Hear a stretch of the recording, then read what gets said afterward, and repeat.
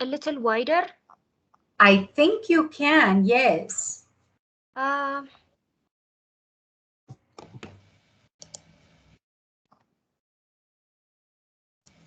don't think I can. It doesn't,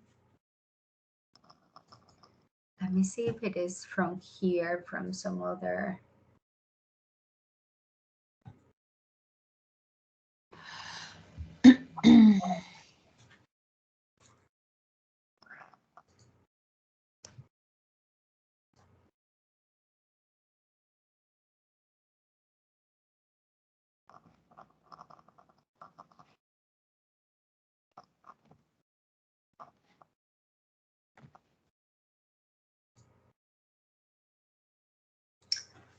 Is it information that is not visible on the screen, or can you see everything on the screen? Are you asking me, Miss? Yes. That I I know can you see wanted to make it a little bit wider, so I was wondering if maybe there is information that it on doesn't my show on the screen. screen. Mm-hmm. No, there's Okay. no. Yeah, there's nothing here. Okay. Okay.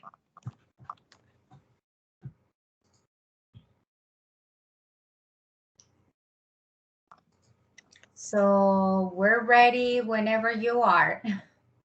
Okay, I can start. Yes, yes, of course. Okay, so my case is on a Carter cleaning center, which does it's a cleaning company which gives a laundry service for its customers. It's a successful business, but it hasn't been successful in its recruitment process and had problems related with discrimination.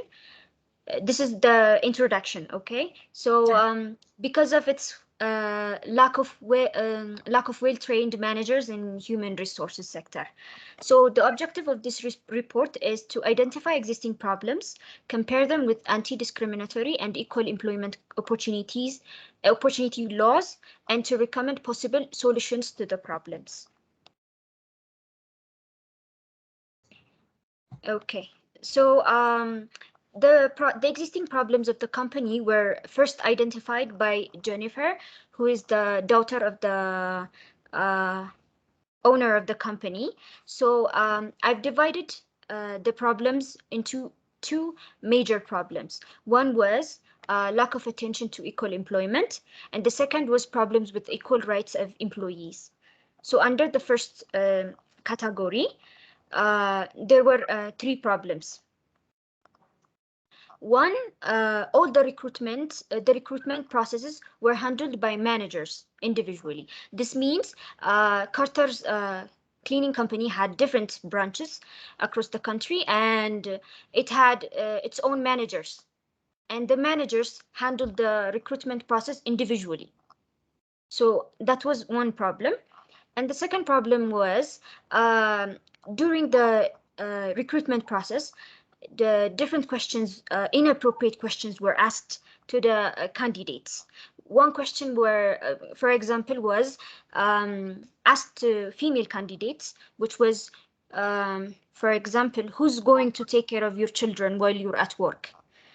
And the second inappropriate question was to minority applicants about their arrest records and credit histories.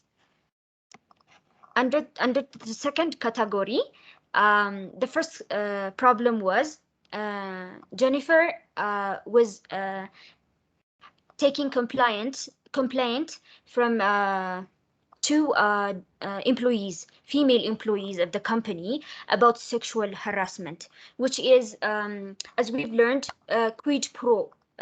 So the manager was asking the employees to stay above the working hours and to talk to them, to talk to him, to the manager. So two employees were having problems of that kind. And the second problem was 73 years old employee had a problem with its salary because he was getting paid less than his employees, which were younger and with less job experience. Okay, so Jennifer deduced two reasons as to why these problems were occurring. So one was her father's lack of insight about the legal requirements. And the second was the fact that the owner of the company, which is Jack Carter, said that all the workers, most of the workers are women or minority members. So no one can ask us or accuse us of being discriminatory. This is the reasons that she mentioned, the reasons as to why the problems were occurring. So in my opinion, I've categorized them into different points. So the one point was deduced reasons. So I evaluated the two deduced points by Jennifer and evaluated them as if they're valid or not valid. So the first deduced reason was the company's owner, the company owner's lack of insight. So he was not aware of the legal requirements of any recruitment policy or any employment laws. So that led to the deeds that were done in the office to not be viewed as wrong deeds. So I think this is a valid point that she has stated. But the second deduced reason is not valid because as she mentioned, let me go back, that most of the employees are women or minority members. So this means they can ask whatever question that they like. It doesn't matter whether it's appropriate or not. So I think this is not valid because it doesn't matter how diversified your employees are. You have to ask appropriate questions during employment. And the second point I stated here is existing problems that I've mentioned. So one was, excuse me, miss. Uh, Hello, Yes, miss. yes, I'm here. I uploaded the wrong presentation. So can I re-upload it Yes, again? yes, of I've course. okay, okay. Thank you. No, thank you. Just close that file and upload the new one. Okay.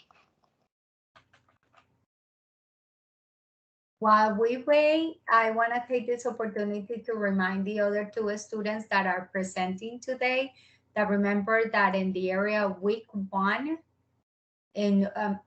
week 9, there is an area where you can upload a copy of the presentation to get a grade for the document that you are submitting and you're showing to the class.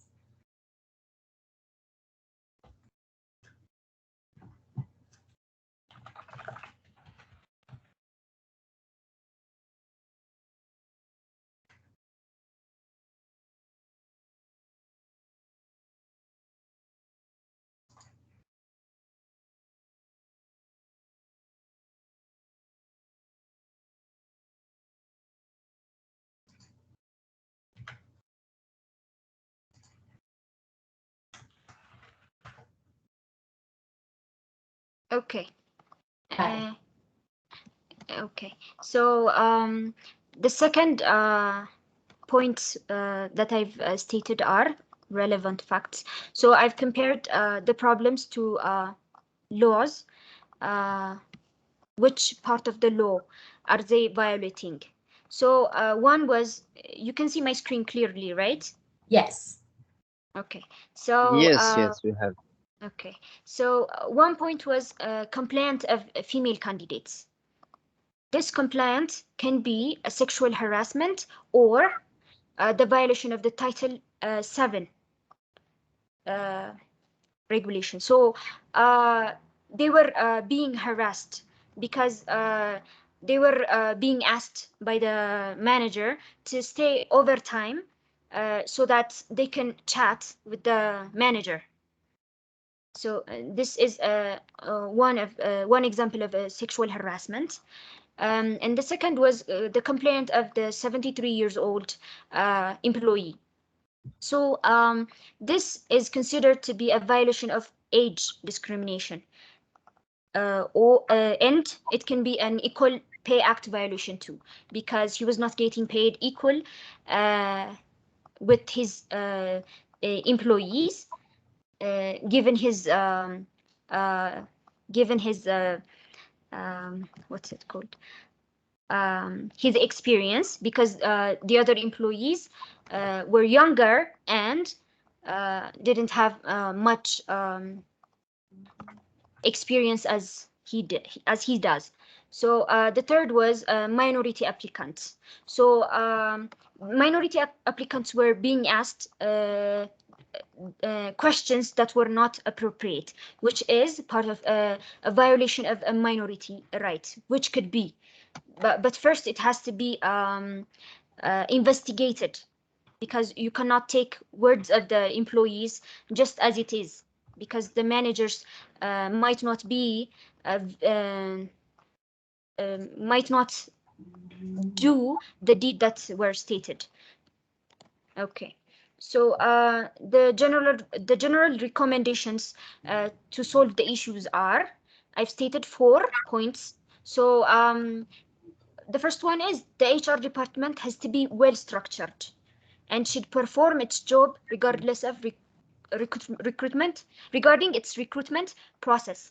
So this problem, the first problem, is occurring due to the HR not handling its responsibilities accurately. So this has to be changed. The HR department has to be well structured and should comply with the laws and regulations of the EEO. And the second is to train the employees as to the EEO laws and anti-discrimination laws, to give them trainings, and specifically to the managers, because those are the ones that are handling the recruitment process. And the second is the company owner should learn about the company weaknesses and should take the problems that Jennifer mentioned and the problems I mentioned seriously, because um, that, as we've seen, this problem was one of the reasons that the company was not complying with the laws. And the third is proper training about equal employment opportunities and equal rights of employees should be given to all employees, and especially to the managers, as I've mentioned earlier. And the fourth is proper action should be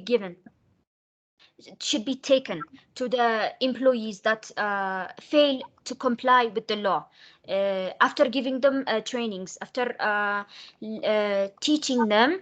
If they fail to comply with the equal employment opportunities, and if they violate the equal rights of employees, they should be punished accordingly.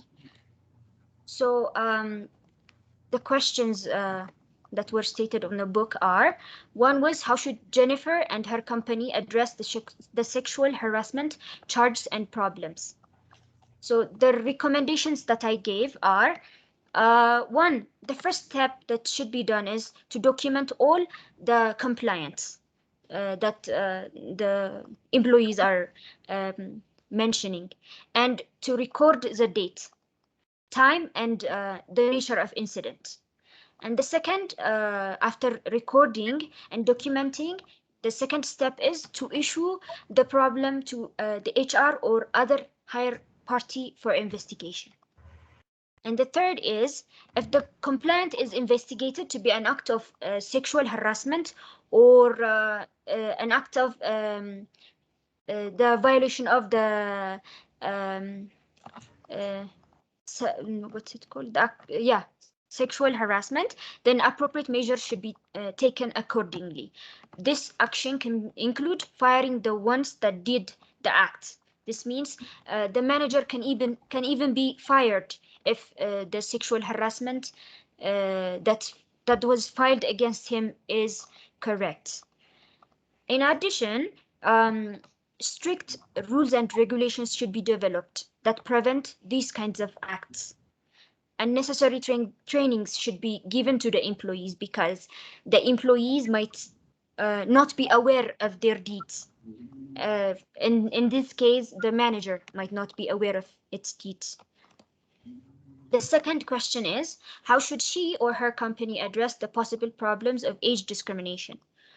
So the points I recommended are 4 points. So the first thing that the company should do is the company should check and review all the payment structures of the company to check if there is age discrimination or a violation of Equal Pay Act. If the problem exists, then correction should be made to the structure, to the payment structure.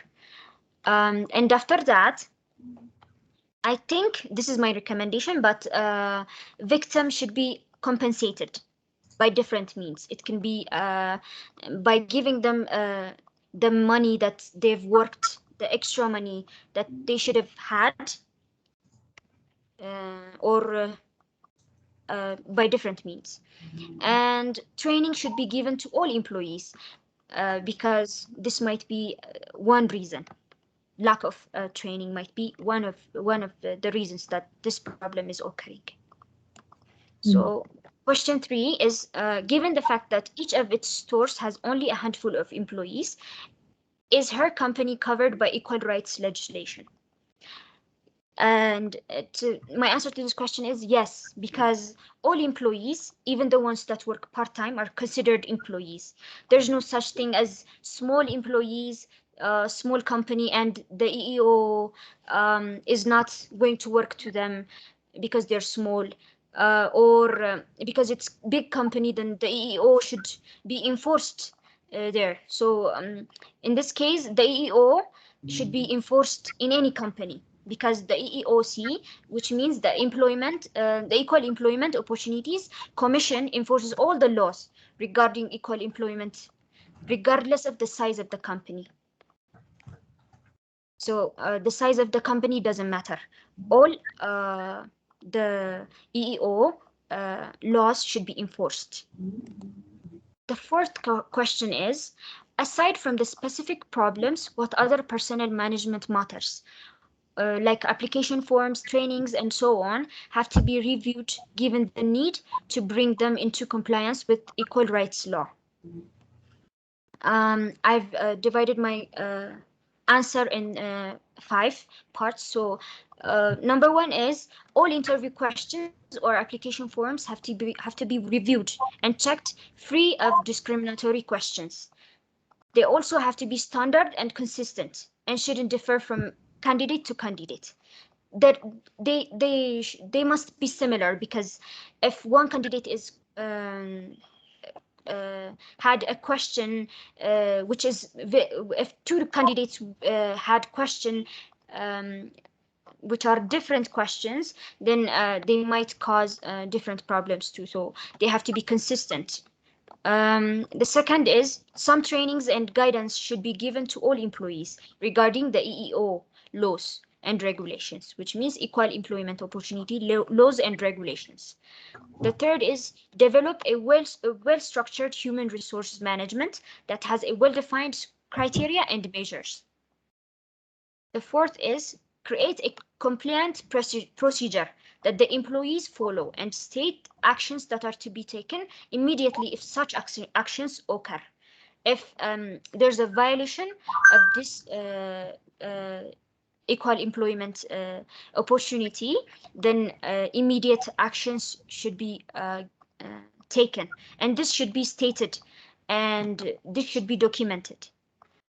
The fifth is, and the final one is, the company should make sure that all the branches of the company should follow the same rules and regulations and should also comply with the EEO, because in this case, the company's managers were handling the recruitment process individually. They should be doing what they've what they should have been doing was to comply and follow one set of rule and regulation. So that should be done. So the conclusion is, as we've seen, the knowledge of human resources management has a very huge role in attaining the company's goals and objectives, while it addresses different problems um, according to the law, and it builds up employees' abilities too. And we can also say that management of any organization has a big role in the proper functioning of a business and can transform the company to make a positive progress with a well-organized leadership. But in this case, it can also affect it negatively, because if the management is not well structured and it's not performing properly, then it can damage the company or it can affect it negatively too. Thank you very much for listening to me, and this is about it. Thank you very much. Very interesting. Does anybody has any question?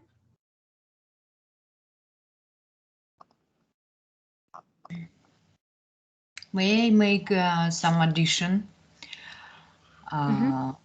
It will be great to create the policy, the corporate policy, for which should be followed by each branch, about the equal rights and about the penalties for such cases, and maybe, as you told,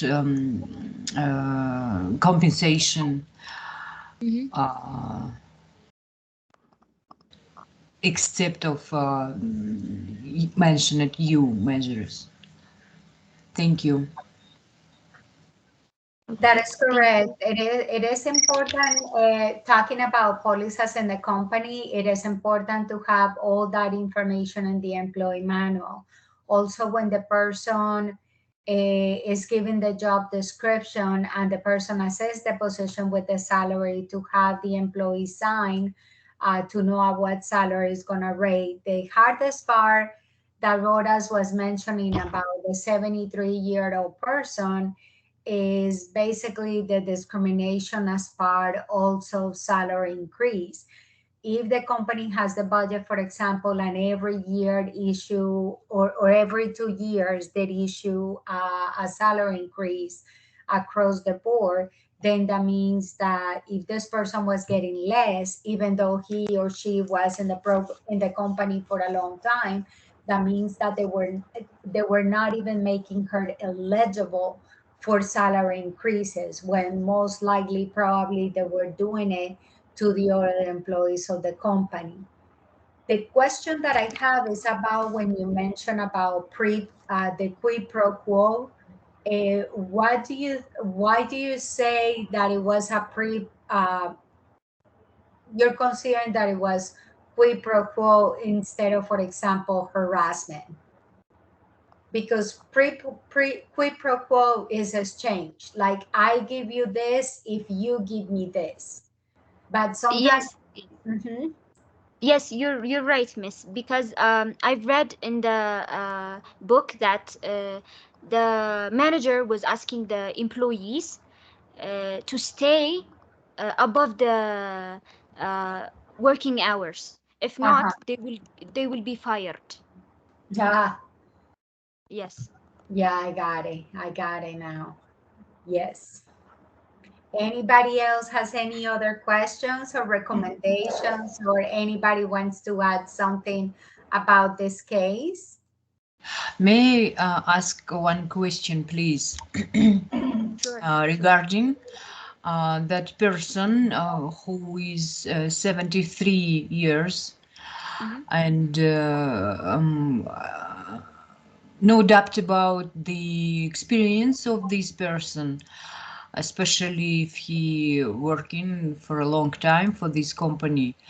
But I have doubts about his ability to perform the work. How? Because of the age. Yes, yes. Okay. Because cleaning service is heavy duty. It's hard work. Yes, hard work. Cleaning is Mhm. hard work. Yes, yes, you're right. But they don't have they can't say or they cannot pay him less because of that. What they can do is they can ask him to retire or give him less job that Or if needs he doesn't labor. perform, or if he doesn't perform, to let him go. So Yes, what I'm yes. assuming from the case is that they're seeing it as a cheap labor. It seems to me that somehow the person had the ability to perform the duties, but they Mhm, underestimated the employee because of the age. So they were mhm. seeing it like a cheap labor. Like, Yes. this person doesn't have any responsibilities, doesn't have any obligations. This person, for example, retired already from another place. So this is like a secondary income. So they take advantage of that and they abuse, which it shouldn't be like that, because if the cleaning salary is whatever amount, it should be a standard for everybody. Mhm, mhm. You're correct. Anything else that anybody wants to add before we move on to the next presentation? No, thank you very much for answers and I am clarifications. thank you very much, Rhodas, for the Thank you. participation. Thank Okay, you thank for you. sharing Thank you, this Miss. information Thank with you, the Asiku. group. Very Okay, interesting, very well done. Thank you very much. thank you, Miss. Bueno, next is Winnie.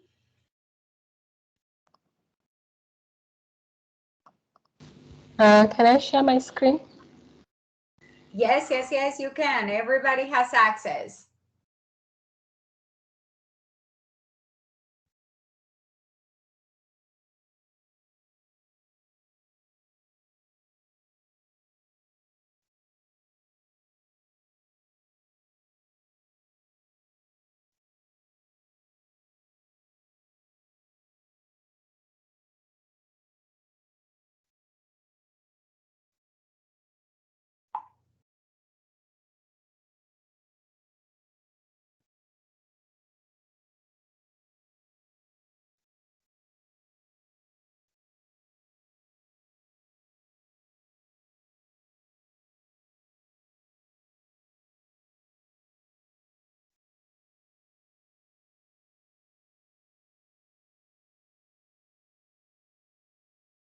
We're not seeing anything. Were you able to upload it?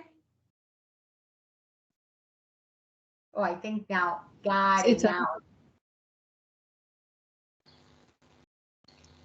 I think it's taking a bit of time. Yeah, thank you.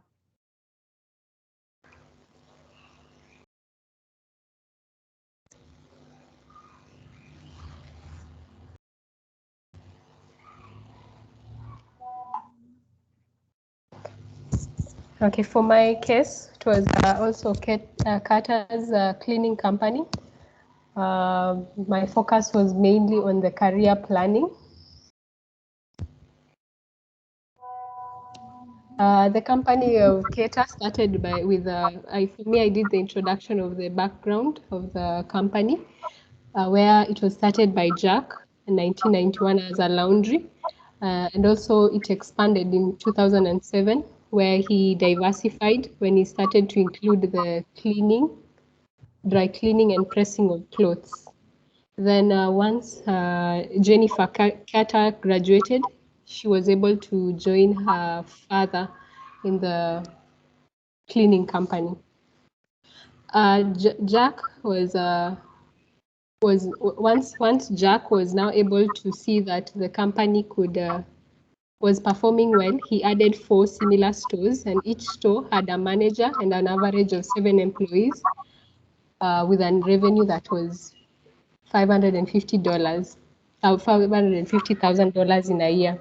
So when Jennifer joined, her role was to be a consultant to the father, as the father was getting older, and also to assist him in learning the business and also add modern management concepts, and also to facilitate in the growth and offering solutions for the business. So my case was on the planning, on the career planning. One of the things that Jack, the father to the company, the owner of the company, stated was he was finding it hard to have workers come to work, and also keeping them honest was a problem. So I figured that the company was not being able to motivate the workers to come to work. This could either be due to lack of pay, or the amount of payment that they were offering to their workers was a bit low, or they were not promoting the various on-site managers to another level, so that the junior employees could also get promotions. So most of the workers were now getting tired to come to work. I also figured that probably the company was not telling the exact benefits to the workers of if they were going to get, was there something was there a package, an extra package? Could their families come for these services at a cheaper or a relatively cheaper price, so that they could get the services, the cleaning services better? Also, was the other problem I figured was probably the working hours of the of the workers was a bit too high, so was a bit too long. As Rodas had stated in the previous presentation, that some of the workers were being overworked. So this could be the reason they were not feeling like coming to work the next day, because the cleaning business is actually tiresome. And also this meant that they were not having a work-life balance. They were not spending time with their families, meaning they were not seeing the meaning of the money the value of the money that they were making. So I also figured that probably one of the solutions there could be, they could have some team building. They could also have a discussion once in a while. They could come together. Jennifer could organize a time where the staff, the workers could give their complaints and what they felt was the reason they did not want to come to work. Because sometimes the management can assume that the reason workers do not want to come to work was what they have formed in their minds, but when they question the workers, they can get the real reason. Probably it could be the machines were affecting their hands. It could be something that was more technical. So I think the one-on-one interaction with the management would be also a good way to get the more of why they were not coming to work. Also, for one of the things that Jennifer also identified was that the long-serving employees had dead-end jobs. I think they were feeling like they're not moving in the levels at which they are. So like if you're a cleaner, you're remaining a cleaner. You're not moving even to another level in the company. And the management was also maybe not moving. The counter people were not being moved to meet their growth. So I think one of the things I would recommend was also like they should tell them the benefits. Like, because I added this one was for insurance, the insurance benefit. Like, since they are working for a cleaning company, they should get some health insurance that could motivate them to come to work for that. And also the retirement plan, they can discuss about the retirement plan with those long-term serving employees, so that they know what would their fallback be once they retire. Is there a package that they will receive? This would be a good motivation to some of them, so that they know they would work until a particular time. For my questions, these were the questions. What would be the advantages of Tata Cleaning Company setting up a career planning program? Who should participate in the program? All the employees or just selected employees? And also outlining the proposed programs for different cleaners, pressers, and counter people, and the management at KETA centers. For me, I found that for Jennifer to consider this career planning was something good, because if workers are not coming, it meant that the business was going to be closed down in the near future. So I thought some of the advantages for her to start thinking that would be for the company and the management would be if they would be able to place the correct people for the correct jobs while they are hiring. And also for those who are already hired, they can know their skills better. They can identify what someone is good at, and also shift them to a particular place. If it's probably a cleaner can do a better job as a receptionist, they can do that. They can transfer one person to another place. It also would benefit them in terms of communication. It's like if there was an issue between the counter person and the management, in case some clothes are misplaced, in case there is anything, it should be an easy way, since now I know the exact job placement I have been placed and I'm good at it. I can easily communicate if there is an issue to the management. It will also help retain the valued employees. In retaining the employees,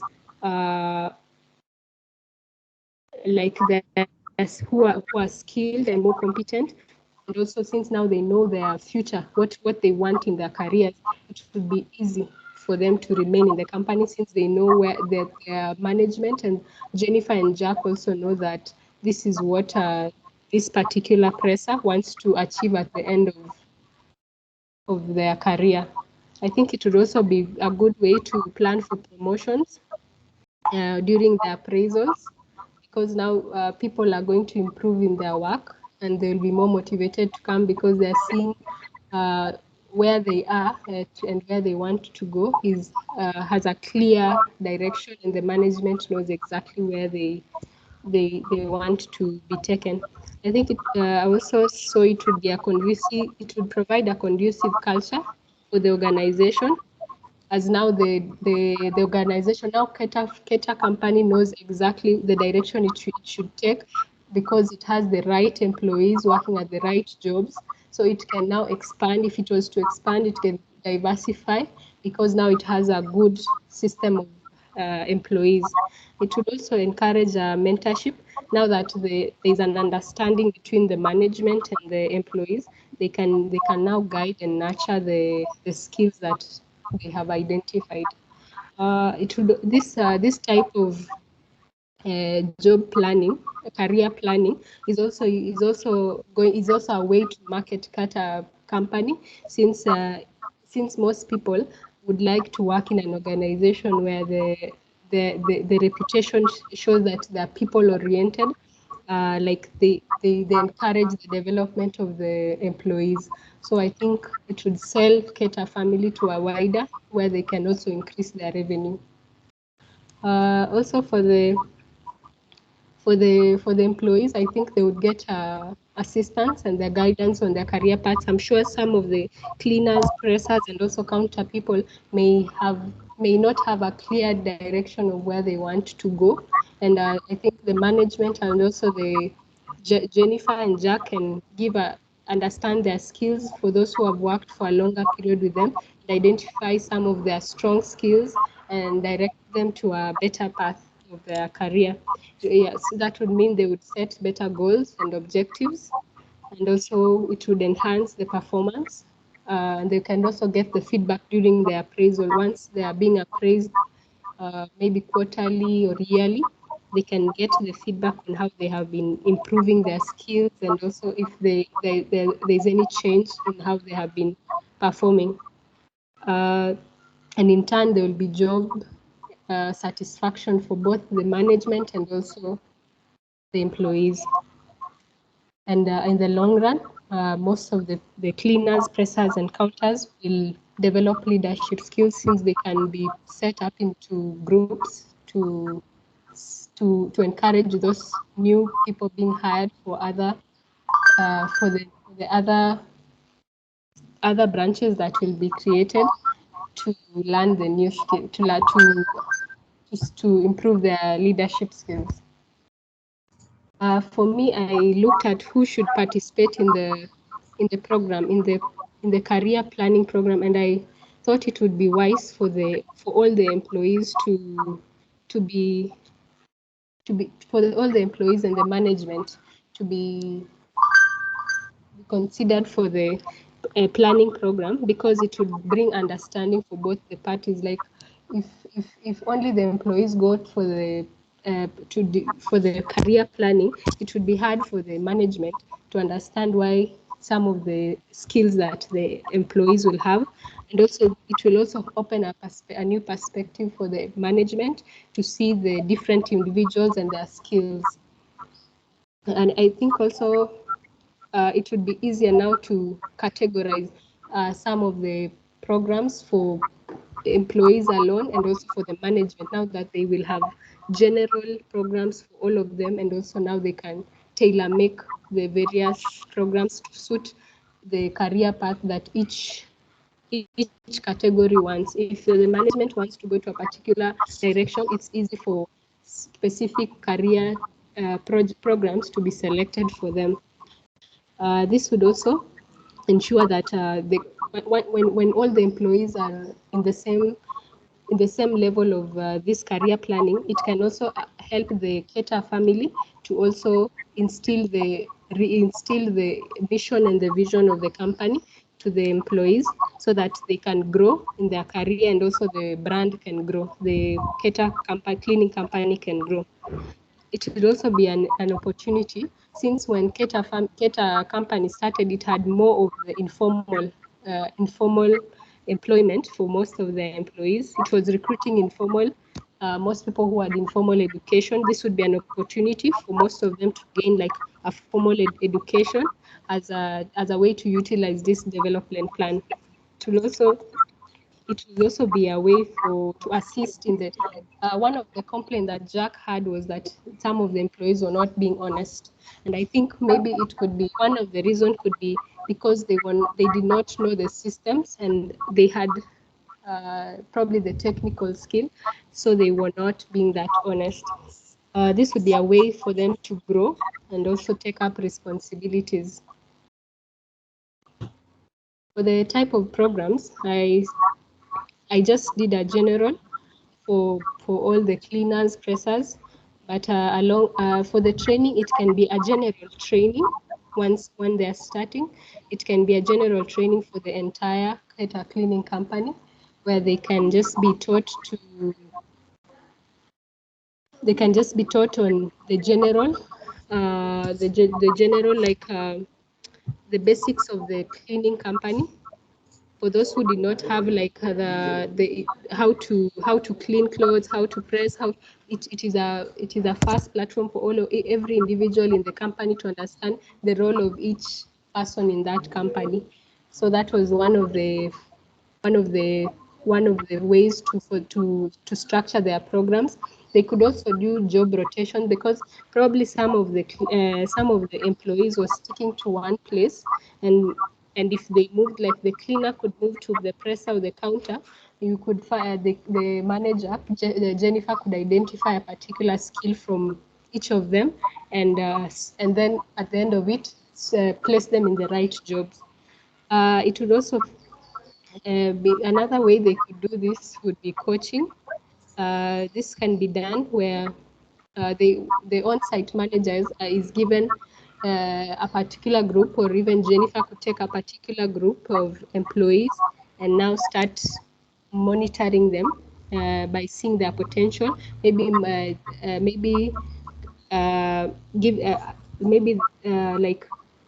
Instill some management skills, train them on particular ways. Maybe it's bookkeeping in the company, so that they can be prepared for the next job.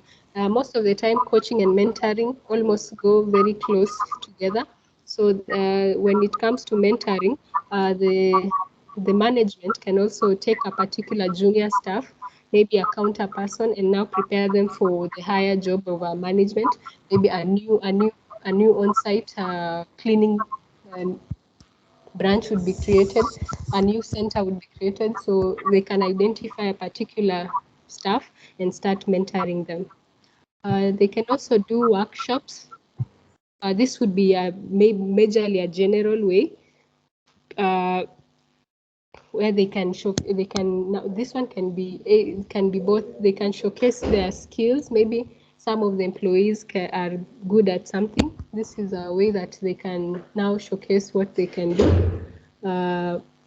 so that they can be considered for promotions. For the workshops, it does not, you see, for the workshops, it doesn't have to be related to the work they are doing, because it can be in terms of communication. Like maybe one of the staff can be good at marketing, and now this is a skill that can be identified by Jennifer, and can do online, start the online way of selling this company, taking it to another level. This can also go with for the awards. This one was a way that you encourage the management. This was majorly for the management. Like if one center of the Keta family center does better, they are given an award. Since Keta company has 6 branches, they could, one of the best companies they could be given. This is a way that would encourage the other ones, to the other branches, to know how to grow themselves. And when this growth comes, the manager is now able to identify that they are good at this leadership skill, so they can grow to another way. That is one of the way I thought awards can come up in career planning, because it's a good way of motivating them to work and to identify what they are good at. For simulations, this was just this one goes hand in hand with online on-job training and also internships. I just broke it down because simulation is where they do theories. They can learn something. Maybe during the training they were taught something through the book, but now they are able to do it before they are able to try it before they are officially doing it as an own job, as they now go on the job to do the actual job. They can do like trials without the actual job. That was one of the way, as a way to identify where to place different people. For the conferences, this can happen quarterly or annually, where they are able to, the employees can suggest the topics that they feel they really need to grow, so that the management can consider when they are doing their yearly career programs. There's also on-job training and internships. This one is basically for those who will be hired most of the time, since it's mostly with those with less skills, low skill level. As they are joining the company, they can be attached to a particular employee who has been long serving, to be trained on either to do the cleaning, the pressing, or the counter jobs, or even the management. For their career expansion also, they can do self-study. This is where they can earn certification for different skills that would be relevant to make them qualified for promotion, and also very encouraging to the those who joined with the informal skills, to learn more formal skills. For also career planning, the performance review would be good for them to identify where they have been doing well, and also this can be done by the peers to see if they have improved, or also if they are still stagnant. It can also be done by the management to help them identify where there are gaps. For job assignments, this one was basically for the management also, where managers are assigned specific programs to run, and once they do it well, they are able to like, if the Keta company is in let's say in one country, they're able to be transferred to another country. This is an assignment just for them to see if they're able to reach other places as a way of expanding their career and also the business. Yeah. I don't know. I'm done.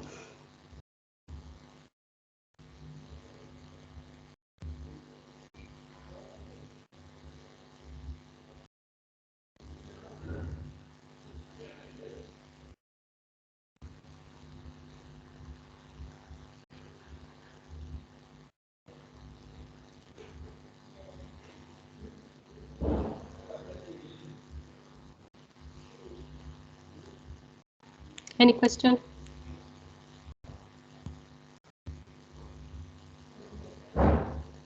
Yes. Yes, there's question. I have a question. Yes. Okay, my name is Wellington Ejisowaji. I have, hello, can you hear me? Yes. Yes. Okay, I have a question. When you're talking about the career plan, uh, also when you are talking about um, the kind of program that has been outlined for the employees of this Qatar company. Now, I want to ask, apart from all these programs outlined to train them on their job, you talked about job rotation, you talked about coaching, mentoring, and so on. Apart from that, considering the cleaners, the low cadre, and the employment, what other motivational factor, what other motivation do you think will be good for them to keep them on the job? Simply that they are not too skilled, they can easily be sacked.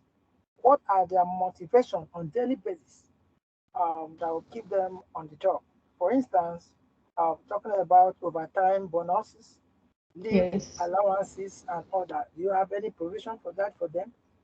Yes, I had earlier discussed about it. It was in this slide. Yeah, I had thought of the insurance. They could be given insurance covers as a way of allowing them to come to work. This is where I had talked about it. They could be added a pay in a way they could come, and also they could also add the way they take their leaves in their job so that they can have a work balance way. They can also do team buildings, and they could also be provided with a retirement plan and also for the health insurance. I was considering the health insurance because of the nature of their work mostly as a way to motivate them to come to work also. And Okay. also, Go ahead. I was thinking also of the way the family would benefit, like from that, the company they are working from. Those were some of the things I considered. Okay. Okay. Let me also ask this. You talked about lack of honesty found in some of the employees of that Qatar company. Now, you by your own uh, you trying to point out that it might not really mean that these people are not honest. That maybe is perhaps because of the operation. So now I want to find out during the recruitment process where all proper investigation, background check be carried out on the employees of that organization prior to their employment as to know their integrity and honesty level.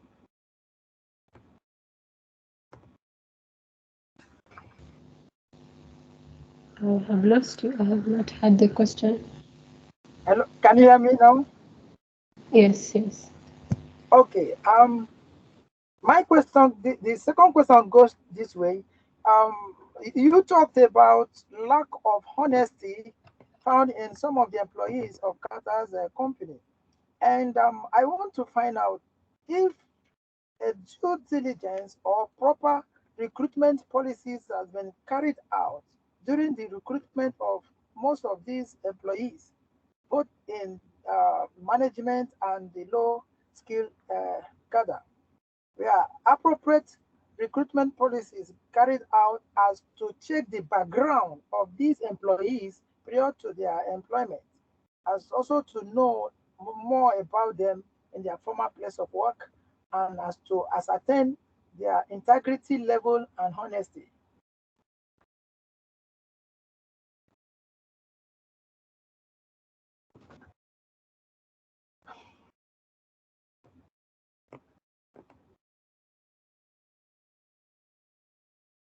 I hope you've heard me.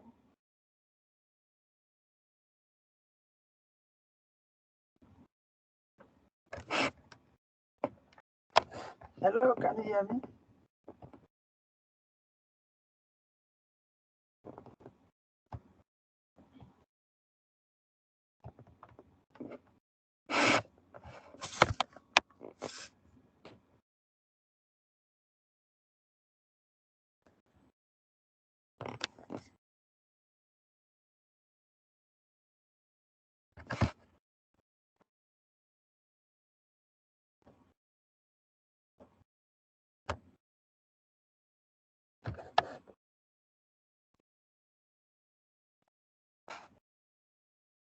Are you still there? Hello, Wellington. Did you mean that was there due diligence that was done? Yes, during the initial recruitment, the recruitment process for the employees Yes, that lack integrity. I believe there was due diligence. I'm sure the Keter family did a background check for each individual. This could probably the honesty issue could have come over time. Probably they felt like there was the pay they were getting was not equivalent to what they expected over time.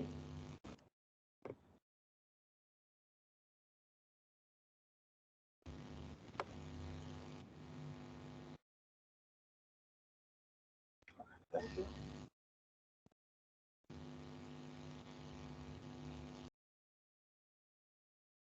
All right, thank you. Good one.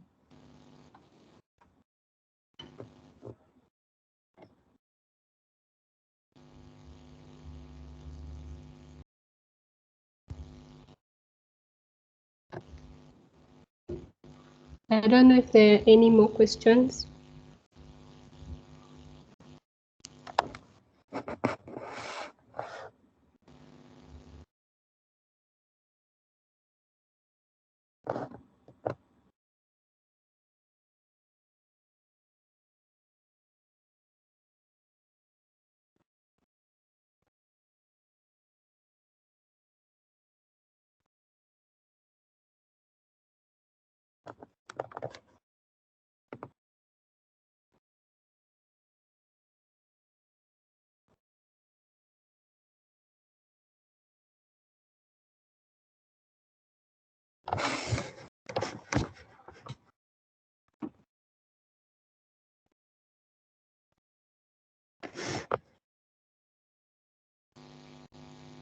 Are we alone in this? Or has I don't know. everyone dropped out?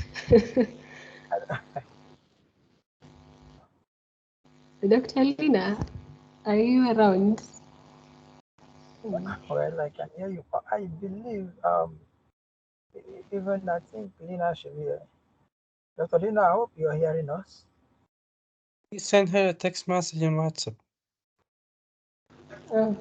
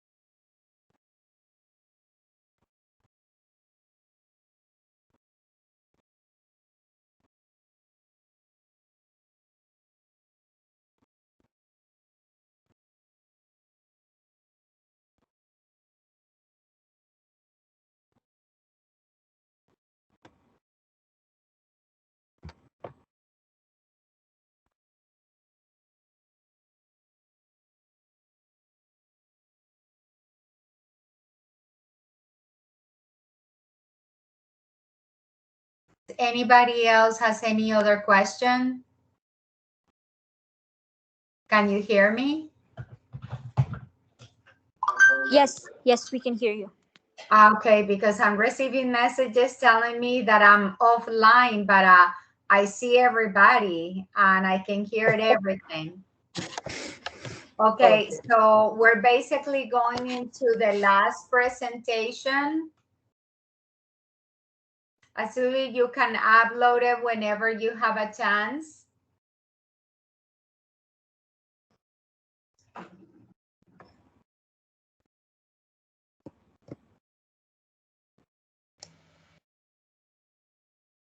Are you there?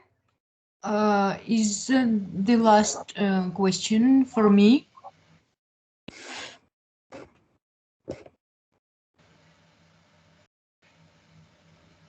I think so, Asilu, because you're the third person that's going to present, right?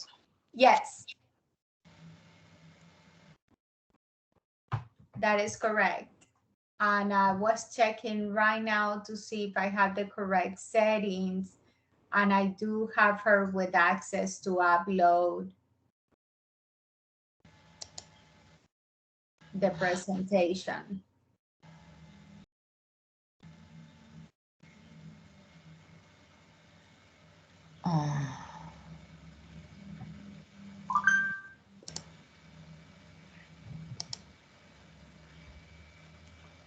Can you see my screen, my presentation? Yes. Okay. So let me start, please. Thank you for your attention. My case is about Hotel Paris, improving performance at the Hotel Paris. And for as an introduction, Hotel Paris is a chain of 9 hotels present in European Union and United States. And part of corporate strategy is to continue geographical expansion. But they face it with the concomitant factors such as too many tourists prefer to stay at short-term rental apartments using mobile application. Also, Marriott Group will present with increased competition, and due to some political changes when new prime minister and become and the possibility of labor strife due to some political changes. And the top management of Hotel Paris Group developed the new strategy to use superior guest services by required employee competencies and behaviors should be high quality front desk customer service, taking calls for reservations in a friendly manner, greeting guests at the front door, and processing guests' room service meals efficiently.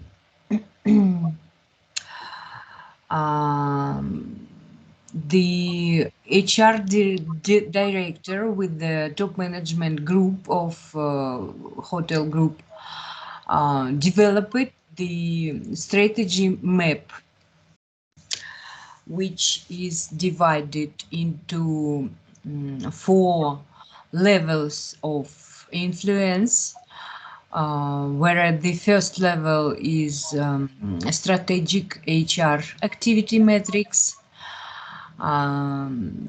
such as introduction, recruitment, placement and talent management, training and development, compensation plan, or program and enrichment topics in human resource management, such as ethics, fair treatment, labor relations, employee safety, and HR in global and entrepreneurial firms. The second level is strategically relevant emergent employee capabilities and behavior metrics, where listed employee turnover, employee morale, various employee service-oriented behavior metrics, including numeric designation for each for each activities. Yes. Also, employee service commitment and engagement index and percentage of employees scoring at least 19 on Hotel Paris core values quiz. Third level is strategically relevant customer and organizational outcomes metrics. And the fourth one is strategic performance metrics. But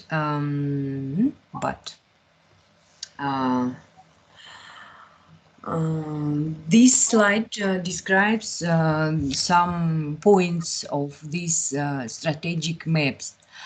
Improved grievance procedures cause improved morale, which leads to improved phone desk service, which lead to increased guest returns, which lead to improved financial performance. And the metrics to measure these factors were identified, including improved disciplinary procedures, improved morale, and high quality phone desk customer service. Here is my note regarding mentioned and listed in that strategic map metrics. I think that metrics should be counted and numeric indice will be used to evaluate the efficacy of measures. This point is as a nutshell. HR activities. Oh, sorry. Yes. These are my notes. HR activities metrics are measurable, but each metric should be enlarged or deeply described.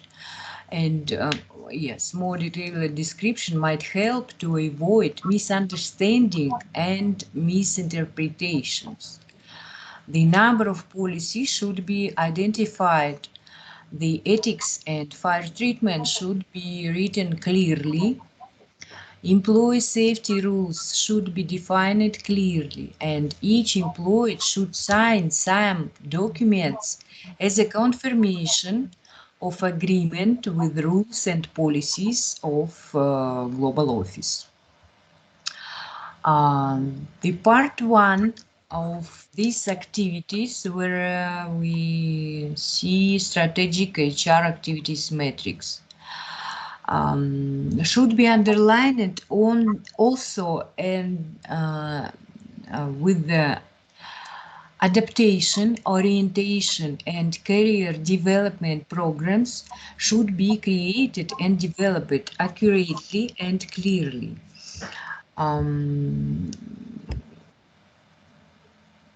At least maybe adaptation, orientation, and career development mention it as an introduction. But I think that these should be the separate program to entry of new employees when hiring. These programs will allow the new employee to understand the career structure and perspectives, as well as the part 2, second, where the talent management mentioned. Also, I think that training and development part should be expanded by the career development possible directions with explanation and possible ways, including horizontal and vertical growing. Also, I should add that employee capabilities and behavior metrics, such as morale and turnover, also should be identified, or it should be given a clear definition. And the special characteristics should be listed, and the principles of measuring, of evaluation, should be also provided clearly. The HR department should use the surveys and various forms of feedback collection, which also should be listed in customer as a customer metrics. And these forms may be developed in cooperation with the big HR third-party firms and corporation or institutions, which are also might be useful to define the performance matrix. And also it is necessary to understand and to determine and to evaluate the validity, to validate the metrics and their counting. The statisticians and maybe mathematics should be involved also to this process. And special software may be useful. So to summarize the reviewed case, I should tell that it will be possible to achieve the goals without with the help of third-party companies. The present HR department is unable to develop the fully working program by itself. The consulting of the third-party companies such as FMMG, software provider consulting, statistical or financial consulting, also hotel experts are all the necessary parties which would be helpful and useful to involve. The second question was to develop the list of metrics to evaluate the HR efficiency. And this list provided here, showed here, was created based on some headhunter sources. They are mentioned in my written report. These sources are especially for hotel staff hiring, and this list was created when I use three different sources. The number of HR staff is very important, and the number and the hierarchy of this department. Also, it is very valuable the ratio of HR to employee, the expenses, operating expenses and global expenses for HR job. And also, so maybe you have some questions. Thank you for your attention. Thank you, Salina. Very, very, very detailed presentation. Very interesting because it's one of the hotel area is the one that has, believe it or not, a lot of issues, and they mention a lot of different information in the book, and it's because of the turnaround of customers that they have constantly. Um, when companies try to build loyalty for hotels, for example, is very difficult because most of the people just go online and wherever they're going, the cheapest one sometimes that they find, they just make a reservation. Very few people sometimes are loyal to like certain companies and things like that. So the service that the employees try to get trained by and offer to the customers is very difficult, but very, very interesting. Does anybody has any questions about this presentation or anything that they would like to add, any experience that they have faced in similar cases?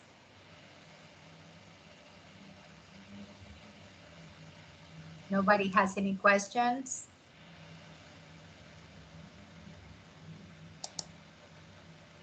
Well, so Zuli, thank you very much for your time and for the presentation, and thank you very much to everybody for attending and listening to your classmates about this assignment. Don't forget to go to week 9 and upload a copy of the presentation the way that I can post a grade for the presentation um, that you completed today. So remember that. Um, if it's right now in my time is gonna be almost 10, it's 10:25. So if you do not mind, I can do at least part of the presentation that I had scheduled for today, and then maybe I can actually, I was not supposed to be presenting today, but I prepared a presentation just in case not a lot of students were going to participate and that we were not going to use the whole time of that is assigned for the class. So I prepared the beginning of basically chapter 3 just to at least to complement the presentations that we were going to do today. So, does anybody needs to take a break or would like to take a break before I start a little bit covering a little bit of the information of chapter 3? Or do you want me to just start? Let's take a break, please, for a Yes, few take a break. minutes. Yes, of course. If you want to, let's take a break. Maybe 5-10 minutes to start in. It's 10:26. Is 10 maybe 10:35. Okay, 5-10 minutes. I Yes, think Azula. 10 minutes will be enough. Yes. So we can. I'll leave the system open and I leave the recording. I just don't want to stop the recording because maybe create 2 separate files. So I'll just leave it and take a 10 minutes break and we regroup. In my time is 10:26, so we can regroup at 46 and 45, 46 minutes. So in 10 minutes we'll be okay. Thank you. Thank you.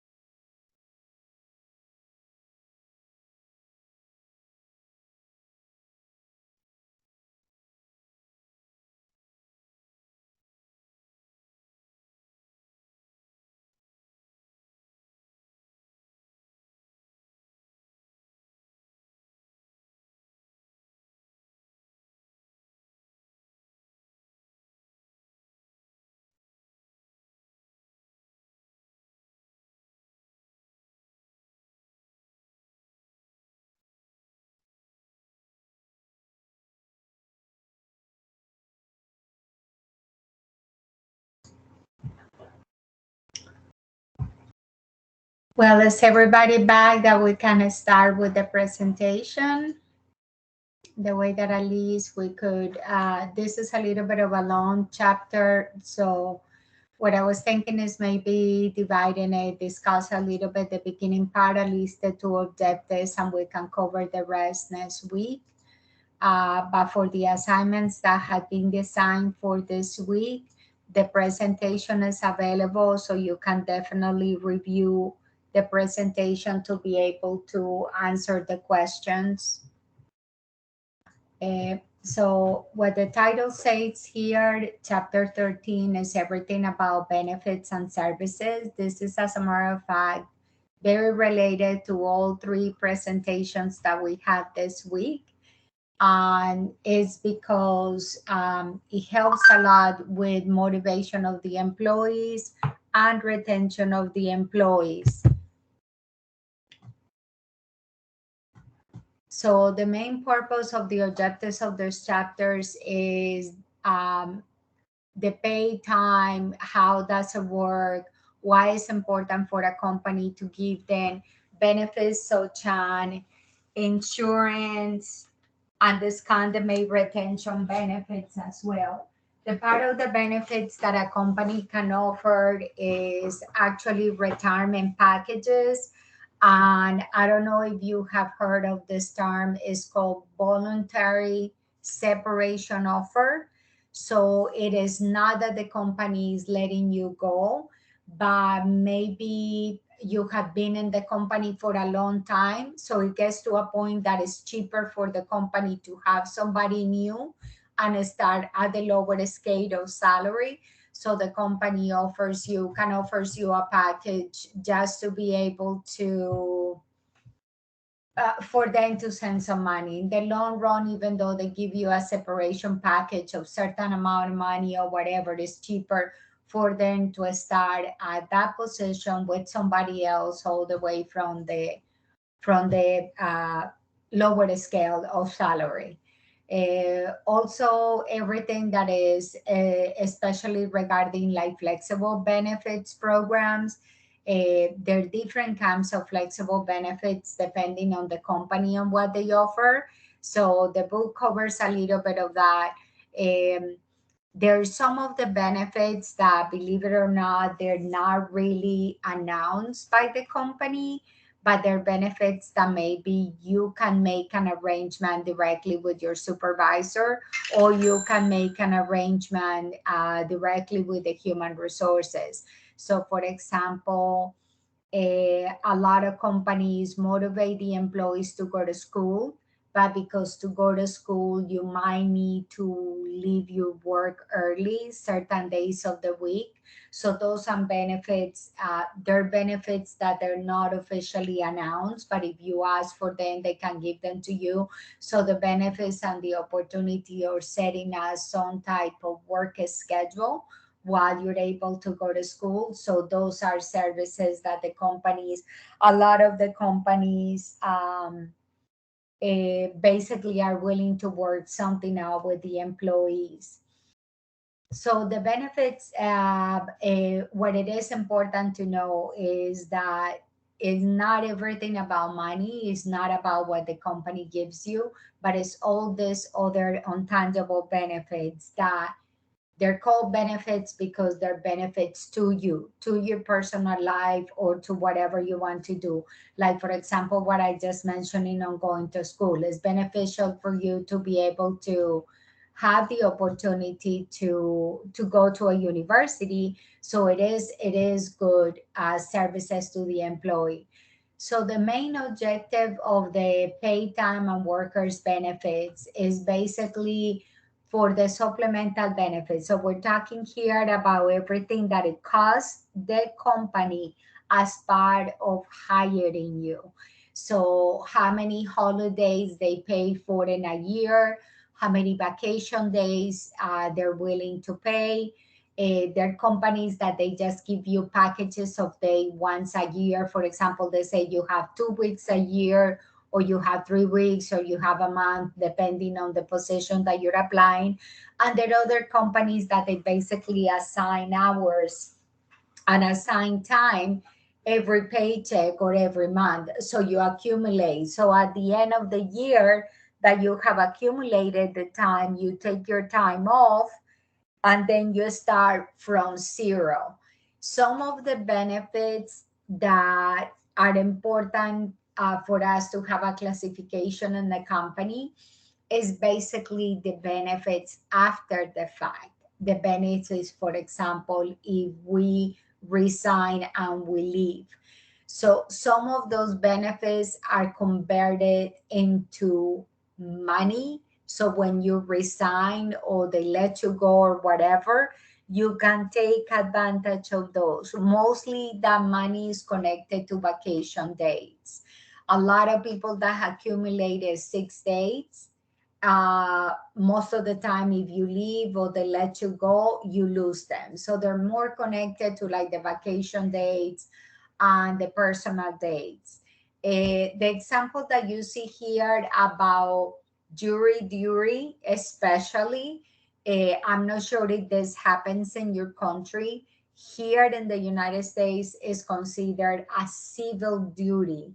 And actually, they randomly select you to be part of the jury duty. Those days that you are out, those days if you go to court and they select you and they say, yes, we're going to offer you, you have to stay in this trial, whatever days you're there, you have to, the company has to pay them because you're doing like a civic duty to the community. Some companies have what is called unemployment insurance, and in the United States also they call it something that is COBRA, which is connected to health insurance. So when they are letting you go, or even if you resign, they give you opportunities of all these benefits for you to use for a certain period of time while you basically um, are able to like establish something on your own, or if you resign because you're moving to another company or something like that. This is an example. This is not written on a stone, but this is an example that actually has the book. So it was just more or less an estimated of how human resources companies kind of like determine the value of sick days and vacation days and all of that. So 90% of the full-time workers, for example, and 40% of the part-time workers, they actually eligible, for example, for vacation days. But the 40% that it takes here are part-timers. The weekly working hours here are considered 40 hours a week. So basically, if you work a little bit, you work up to 35 hours, then you are eligible for more benefits than an employee that works only 15 or 20 hours. So a lot of companies try to stay employees, which is sad. They try to keep employees at a 35 hours to give them just partial benefits and save some money. So for example, in order for you to be eligible for the company insurance, you have to be a full-time employee. And insurance is something that is a benefit very expensive for the company. So if they keep you below the 40 hours, then most likely the company doesn't have to give you insurance. So you go and tap into the governmental insurance, because the government here also has some insurance services that you can sign up for. So basically the company in a way is saying, you're not my responsibility anymore, you're the government's responsibility. They're going to give you the choice of your insurance and you decide which insurance you would like to pay. The sick leaves that it says here is basically everything regarding, of course, for temporary leaves, visit to the doctors, or actually long-term, what they call long-term disability. If that is the case, then you use your sick leave dates and then you jump into disability if you're getting a long surgery or you have to be out of work for a long time. all of those aspects of sickness and time off because of sickness, including like pregnancy after women had baby, everything is covered under these guidelines, the Family and Medical Leave Act. There's sickness that they're considered sick days, but they're not your sick days. So you can use your days to take care of a family member, of a child that is sick, or if your significant other is sick. So you can use those sick days. You are not directly sick, but the other person is, so you can tap into those services as well. So what it is important is always to give the company the reason ahead of time, unless it's an emergency, unless you get hospitalized, an emergency, and basically from there the doctor say you have to be out 3 months. That is basically out of the company's control, and that's how your job is protected under the FMLA guidelines. But if you have the opportunity, if you're doing something that it can be planned, or you make a projection with the doctor and you say in 2 months we're going to do the surgery and you have to be out for another 2 months, then it gives you the time to provide that information. So human resources has the time to explain to you your eligibility depending on how long you have been in the company, how many days they can cover, how they're going to help you, and everything. So like that in advance, you will know if you have to take money out of pocket to cover your expenses, or if the services the company is providing will cover those for you.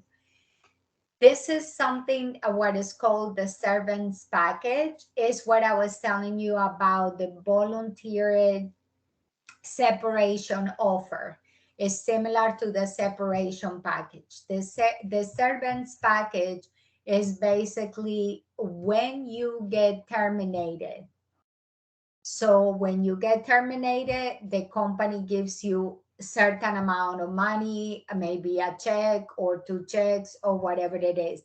There are companies that have excellent servants package.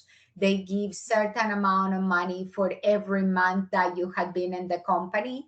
So when an employee has been in the company for 10, 15 years and by any chance he get terminated, they get very good servants package. But unfortunately, the companies are not obligated to do that. So they have different guidelines for servants packages. So you might be in the system for a long time, but no, definitely you will walk away with a lot of money, let's say it that way, depending on how the company manages the servants package.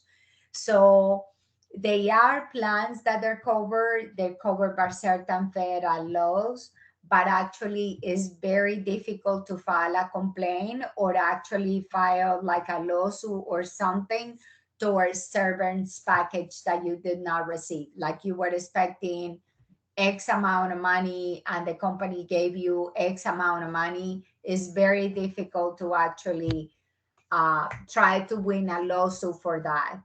In supplemental unemployment benefits, this is very, very, very important because this is basically money that the company gives you as a compensation, and it helps you to cover your expenses while you're out. The supplemental unemployment benefits is something that you actually do it towards the government.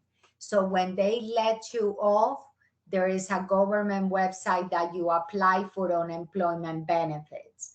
And then the government is the one that provides the services to you depending on the amount of years that you were in that company and depending on your salary. So the government sends you a paycheck every month to help you to cover your expenses while you're able to get a job somewhere else.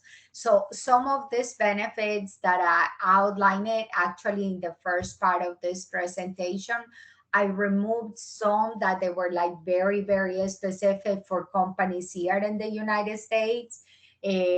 For what I was reading on the internet, A lot of the ones that I just mentioned, most of the country, similar services are offered by the countries. So I wanted to leave something more relevant that it made a little bit of more sense to you. So here we go into what it is, the insurance benefits of the companies. And it is because it is the company's responsibility to offer some type of insurance services to the employees, especially if the employees work more than 35 hours per week in a company. Ideally is that the company offers different plans of health insurance. So because nothing is covered 100% by the company, so the company can tell the employee different options, so the employee can choose the best, the one that is the best for them, depending on, their paycheck or their salary. Sometimes the insurance here, like for example, here in the United States, are very expensive. So certain plans, even though they're very, very, very good, they take too much money out of the employee's paycheck. So people are not even considering those. So that's what it helps also in cost. Something that the companies can do is promote certain plans because they can make deals with the insurance company. So the insurance company say, if you place in this plan 80% of your employees, we can give you this discount. So if you see, for example, here where they have like the HMO and the PPO, that those are like different plans, the more employees the company is able to assign in a specific plan, the better discount they receive from the health insurance companies. So the company ends up paying less, and the employee gets taken out from their paycheck less amount of money. Regarding the mental health benefits, as you know nowadays, especially with COVID and everything and all this stress and all these situations in times of war, in times of governmental instability, the yard company, even if we don't go as far as that, if we go when you're having problems with somebody at your house, your kid is sick and you're stressed out, or you're going through a divorce and it's very difficult, then some of those companies offer those additional mental services to help the employees to cope with whatever situation they're going through. This is part of what I mentioned a little bit in two slices before about what we call COBRA, that is the Consolidated Budget Reconciliation Act. This is to, if people has the right to get health insurance at a lower rate, even though they have been let go by the company. So the company, even though you are no longer employee of the company can continue paying to the health insurance for certain amount of time. So the company can say, oh, I'm going to continue. Let's say while you were working, I used to pay $200 for your health insurance a month.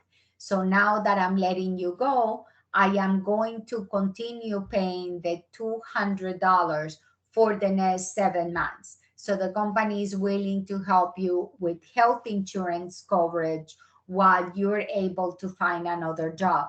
You will continue making the same payments that you were paying before, but that at least you will not stay without health insurance. But some employees take them, some employees don't take them, some employees basically are absorbed, like I say, by the government or some other options. So they had that services as well that they can think and decide what it is better for them to do. And regarding what it is, the healthcare cost benefit, what we have to be aware of it when we work, and remember that I have mentioned this many, many times before in the presentations. When I do these presentations, the way we are seeing the class is that if you are a director on a company or you are going, your goal is to get there, and you see yourself faced with these situations.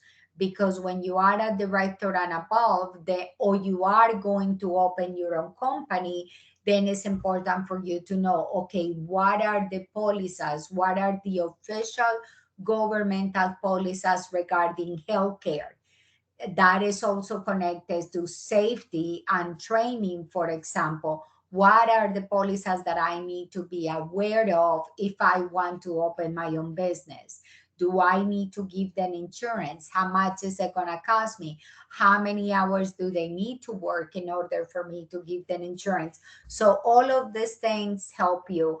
If you are in a position of a director, uh, something that companies do on a yearly basis is what they call bargaining agreements. You Part of your responsibility as a supervisor might be reaching out to different insurance companies to get information about the benefits that they are offering, for you to be able to see what is the best for you and your company, to make an agreement with that company and decide which insurance is better for you to keep or to offer to the company. That's what sometimes on a yearly basis, companies change insurance, and it's because they do a better agreement with somebody else.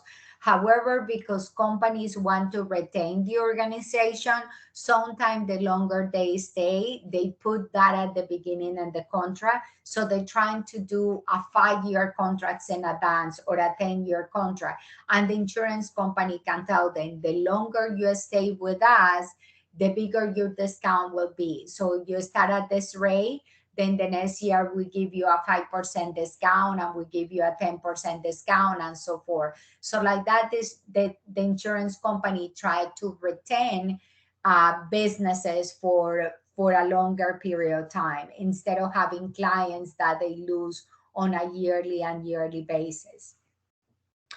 Now we go into the quick reviews of what it is, the retirement benefits. I'm not sure if you have this in your country, but I wanted to leave it here to explain something to you. Like here in the United States, the Social Security is a federal governmental agency, and basically what it does is that um, every paycheck, they are taking a little bit of the money. So it is kind of like, if you consider it this way, it could be considered like a kind of like a savings account, let's say it that way. So the government, it out of your paycheck, they're getting a little bit of the money out of your paycheck, they created in an account, and then at the end when you retire, I believe it's age 65, then they basically see how much money you were able to accumulate in the savings account. They make divisions of monthly payments. They give you a recommendation and say, hey, we can give you this much or this much of this much back. So basically you decide the payments that you want to get back, and then basically that's it. So it's, in the long run, a basically kind of like a savings that you are accumulating from when you retire, in addition to whatever other retirement you get from your company or anything. So sometimes people, depending on where they work and they are eligible for retirement with a corporation, then they get two retirements. For example, the retirement for the corporation for being in the corporation working for many years, plus whatever you deposited in that social security account, so you get more. And there's people that actually, if they started working really young, if you started working basically straight out of college, so you have a history of 40-50 years of working, not even with one company, maybe with different companies, but maybe you had the opportunity to accumulate different retirement benefits from different companies. So at the end, when you officially retire and you decide not to work anymore, maybe you're getting some type of income back from different of these companies. So that's how can Like people say, you know what, I'm gonna retire, I save this money, plus I have all this other money coming in from all these retirements. So that helped us since the beginning as a young individuals when we start working after college, especially that, for example, with this master's degree that you are obtaining, your purpose is to go a little bit higher in your company or with another company. Then basically at that level is when you, if you haven't started, is when you start thinking about, okay, how much I'm gonna start putting in retirement. And there are companies, in addition to your companies, they're private companies that you can actually apply for retirement plans, and they take a little bit of your paycheck, whatever you want every paycheck, and you accumulate also like that. So in within the benefits of retirements, for example, this one that you see right here, that is a 401k, this is some type of retirement that you can have through the company, that the company can offer. So you get some money, they take care of your account, and at the end they tell you, okay, this is how much you accumulated during 15 years or 20 years of work. And sometimes 401ks, you can actually roll them from company to company. So if you leave one job and you go to another job, you can actually transfer the benefits that you have accumulated from one account to another one. So you only have one account and you accumulate in one account. And all of that is part of everything, that all the services that you get for your pension planning, how much I'm going to accumulate, how much. And these companies actually, for example, can do a projection depending on when you want to retire. Then they give you a projection and say, if you want to retire at this age, then start saving this amount of money, every paycheck or whatever it is. So based on your income, you make all these options of the retirement plan. This part of talking about vesting, no, all the companies have them, and it is because it's mostly for like the private sector and also in the government, but certain fields. For example, certain higher education institutions have what they call vesting, that you have been working with the company for so many years, that you are an employee that had been with this company for over 10 years, over 15 years. So the company consider you that you are vested, you have been in the company for such a long time, that they give you some additional benefits as a reward for being such a loyal employee and for staying with the company for that amount of time. So it's more like a bonus, let's say it that way, in addition to everything else. And this is what we were asking in some of the presentations about motivation and retention. A lot of people, like for example, if you have the opportunity to work in big companies, let's give you an example, like Google, Amazon, those big corporations, Coca-Cola, those big companies like that, they have excellent vesting packages, even sometimes even better than the regular retirement package. So that's what people and professionals, and when you get the degree, you always hoping to shoot for those companies, to try to get a job on those companies, because if after 10 years in this company, you're going to have really good benefits that you can enjoy at the end when you retire.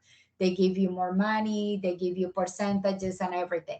This is a graphic that I found in the book, and I wanted to include it here because they talk about 401k, but they talk about the difference on how you can accumulate the money.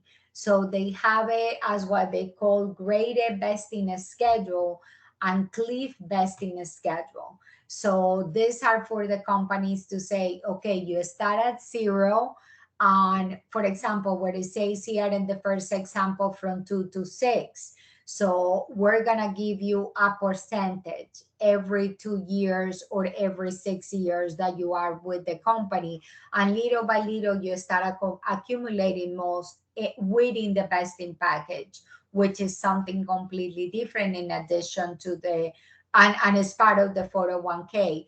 And then some other company, they say, okay, we're not going to give you anything, but every 3 years we give you this amount of money. So the company can make a deal with you, and the company say, every 3 years I'm going to give you $5,000 towards your retirement account in addition to the other one. They just give you a percentage every year. So sometimes, even though it takes you longer to see the money, in the long run it works. It all depends on what the company wants to offer and what the employee thinks that it is better for them to do. um, Something that companies offer, especially companies that, like I was saying at the beginning, of what they call the voluntary retirement offer, volunteer separation offer. When you have been in the company for a long time and making a lot of money, then the company wants you out because it's cheaper for them to start again from zero, from scratch, from everything like that. So sometimes companies might, even in addition to the voluntary separation offer, maybe they can offer you a package to help you with an early retirement depending on your age. So in addition to the volunteer separation offer, they can give you some chunk of money that can say, hey, we can add this money to your retirement account. So they're encouraging the people to leave. What I like about this process, it is two different points of view. The people that has been in the company for a long time, they might consider it like, oh my God, they're letting me off, they firing me, this and that and whatever, when actually is not the case. And the advantage on the other side for us, so for example, you guys that are doing the MBA, is that if these people, this type of people leave, these people that have been in the company for 10, 15 years, 20 years, then the companies open the door to graduates just like yourself. That's why when you graduate, sometimes you're like, hey, I graduated, I have my degree, but I haven't been able to find a job. And then you look at it, and it is because all these companies have employees there for 15, 20, 25 years. So the turnaround of the market is beneficial for us, for the young people, for the young generation that are looking for that opportunity, and also for the company to have this fresh blood, maybe people with better knowledge in technology, this young generation that knows about computer, has skills that maybe these people that have been in the company for 15 or 20 years, they don't. So it is a gambling for the company as so for the employee. But the best thing to do for a company is to offer voluntary separation offers and help employees with early retirement, so they give new people, new young generation, the opportunity to get a job. This website that I posted here, I did kind of like the screenshot of the website, is about the benefits management system. And it is because I wanted to give you an example, is what they call Benelogic. Benelogic is a process in the business field mostly. And believe it or not, if you work in a company that offers you services, like if you have a special insurance, you have retirement, you have all of that, then that means that your company went through what is called the Benelogic services. Benelogic services is that these corporations that, depending of your type of business, of the amount of employees, of what you do, of the amount of money that comes in for your business and everything, they help you to create tailor packages for benefits for that company. So no all two companies are alike. No all two companies get the best benefits, and actually they can go as far and tailoring different packages depending on the size of the company, and of course the salary bracket. That means that, for example, to high executives, they can offer then a better packages, riskier packages, or whatever, because if they deduct certain amount of money out of their paycheck, of course they get in a bigger paycheck, so it will be easier for them to cover. So companies do this process. Whenever you guys have a chance, you can go. This is a public website. It's called Benelogic, and that's basically the whole idea. To get a little bit more, this is very important if you own your own business or you are doing the MBA with goals of in the future owning your own business. This will teach you a little bit about how you can offer services to your employees that but that they're not too expensive for you, that benefits, that it gets to a point that you say, hey, either I run my business or I offer these benefits. No, so they tailor that in a way that they're benefits that you can pay, and at the same time that you can cover those services. So we go into what it is, the benefits of employment, because there is three aspects that are very important in this case. That is what it is, all the focus on the value of how employees can, hold on one second, that I have something here that the screen doesn't let me view all the information, and I don't want to give you the wrong information. So here in the in this part of the communication of benefits and employees is mostly for the employee to actually realize that they have the choice to choose. So the company, the only way that they don't have the opportunity to choose is if by any chance the company just has one services for all. But the idea is the focus on the value, and to have a meeting with your representative to determine the services that they have, to attend the workshops that they offer, so you can basically choose whatever it is that is convenient for you. And especially because there are different benefits. If you're, for example, single and you want insurance just for you, and you say, no, no, no, wait a minute, I'm married and I have 3 kids. So the benefits that the company offers are completely different, and they can be tailored depending on your individual needs. So it's different for you to actually expect services or benefits just for you, for like individual person, or for family, your family or your friends. Here it also mentions about education, and it is because some of the companies add the benefits of the education straightforward in the package. So there are companies that, for example, they don't give you the money up front, they give you the money at the end of the year. But within the package, the company can say, if you study during this year, in December whatever, you will get a check for $4,000, and those $4,000 is helping you to cover your education expenses of the year. So they actually can put that into the benefits package. And if you are studying, as many companies gives bonuses, then you know that at the end of the year you're getting those $4,000 just because you went to school, or just because you studied that year, or whatever it is. So some other benefits that are important to consider in the organization are everything regarding with like childcare. Some companies have services for a flexible work day, working from home, and something that a lot of companies now they are adding to the services is services for adoption. Adoption is very, very expensive, and a lot of families cannot have kids, but at the same time, a lot of families cannot afford to adopt a kid, because the whole process could be $15,000-$20,000 or something like that. So there are companies that offer the benefits and offer a discount to the employees to help them with the expenses.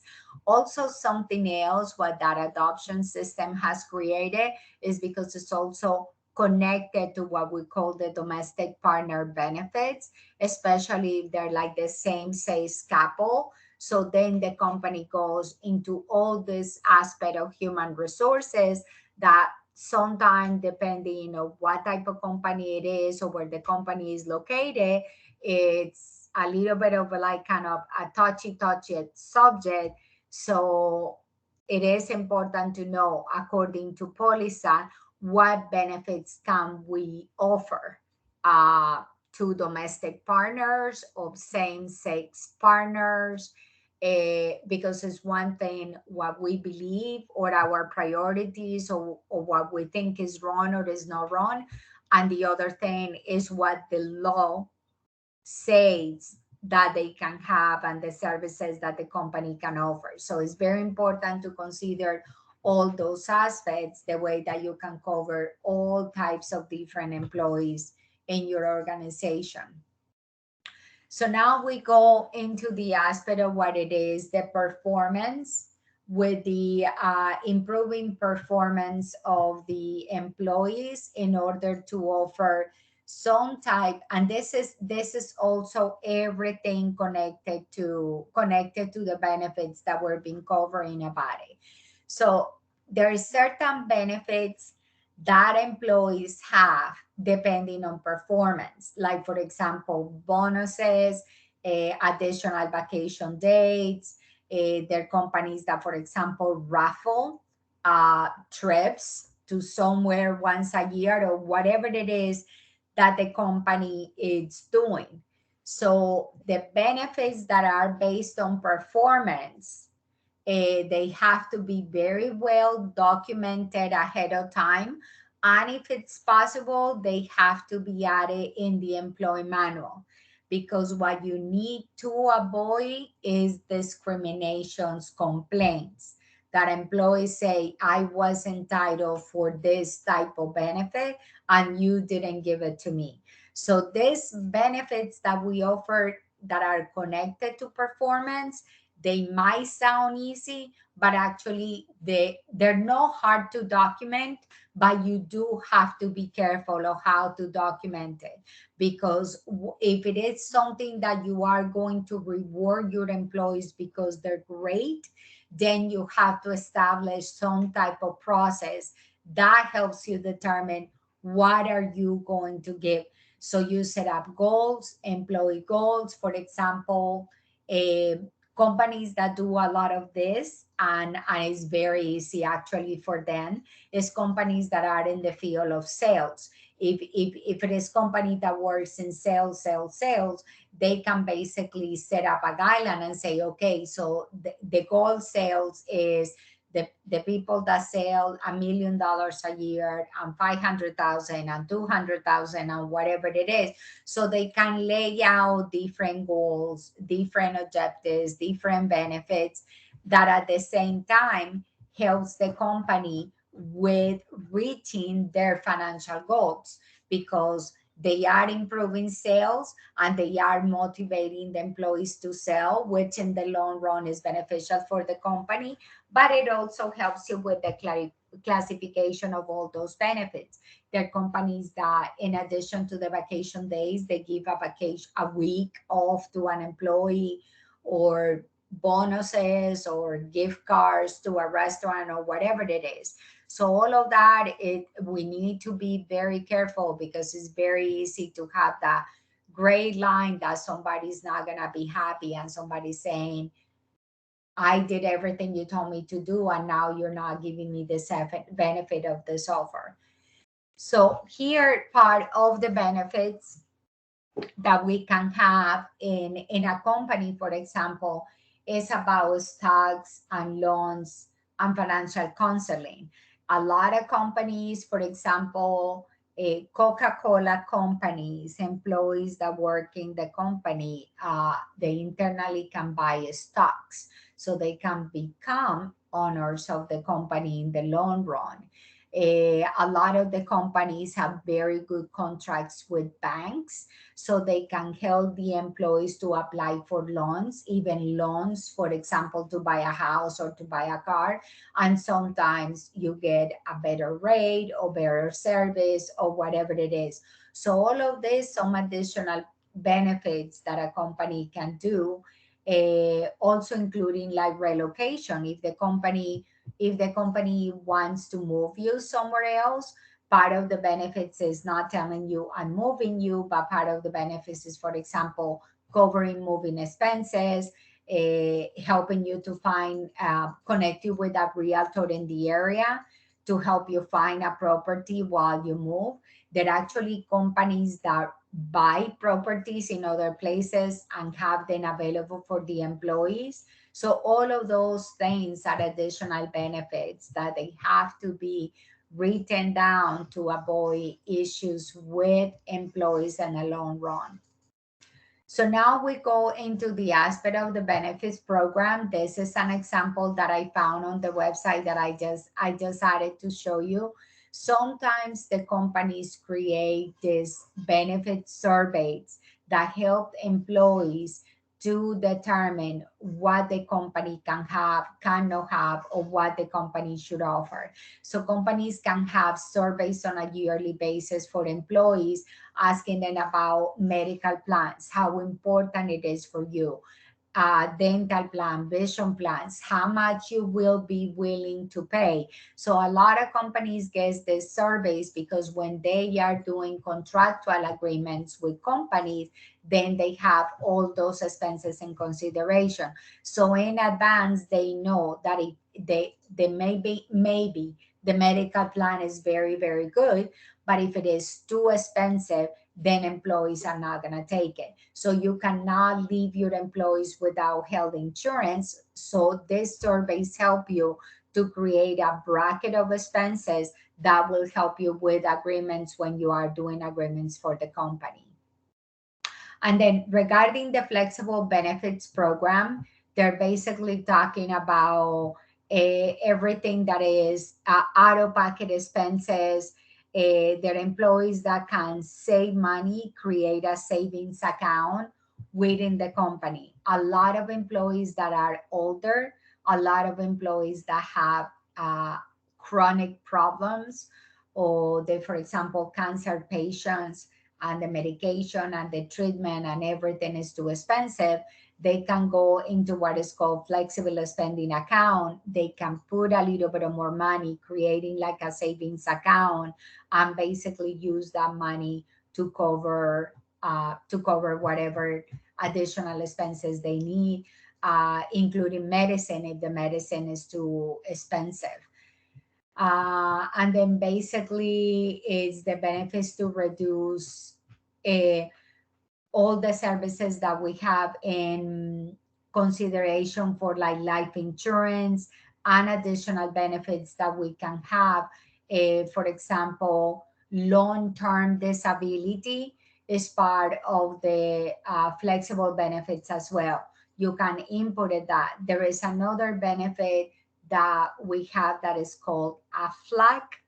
AFLAC is a benefit that if you pay monthly, if by any chance you are out of work for a long time, through this company pays you your full paycheck. So while you're at home recovering, then basically you don't have to worry about your bills or anything like that, because you know that you are getting money coming in.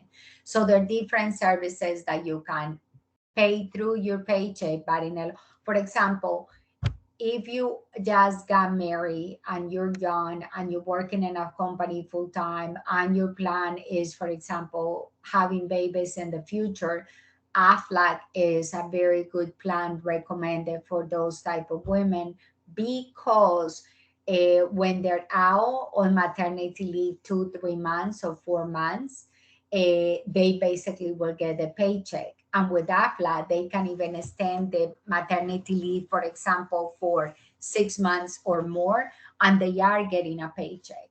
So they are services as well that, depending on what you do, and your age and your needs that you can actually choose from with the company. So this is something that it is important for us as managers and directors to be aware of in the benefits and services that we're offering to our employees.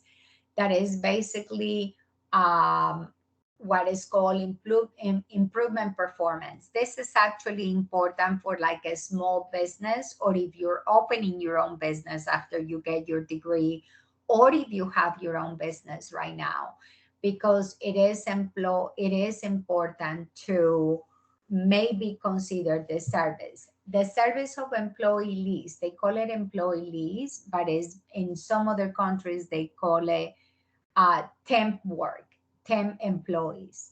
If you have a small business and you cannot afford a lot of benefits that by law the government is telling you that you have to have, a lot of companies that cannot afford that, then basically they do not have regular employees and they use a temp agency to hire employees for certain amount of hours or certain amount of time under certain amount of regulations. So you fly basically, like they say, you fly under the radar. You are not abusing the labor law policies of your country. You are not overspending on insurance and vacation days and sick days because you cannot afford it. But at the same time, you're getting employees that will help you with your business. So that's why they call it employee leasing. The other company absorbs the main expenses. They interview the employee, they find you an employee that meet your needs, and then that employee will work for you for a certain amount of time. This is very good if you do not have the money. In the long run, what I don't like about employee leasing is that you're not retaining anybody. That the idea in a business to succeed is at the same time creating that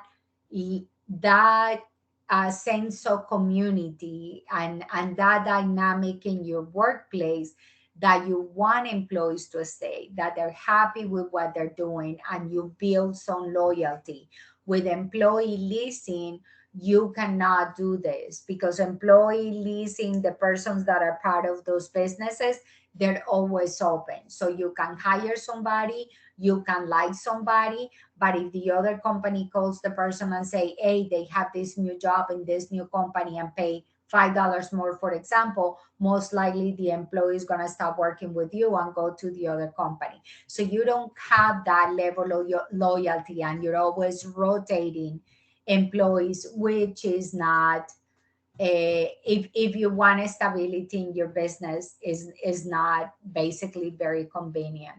So that's when you create some type of other benefits that will help you to have employees for a long time, to retain employees for a long time, and that basically you don't have to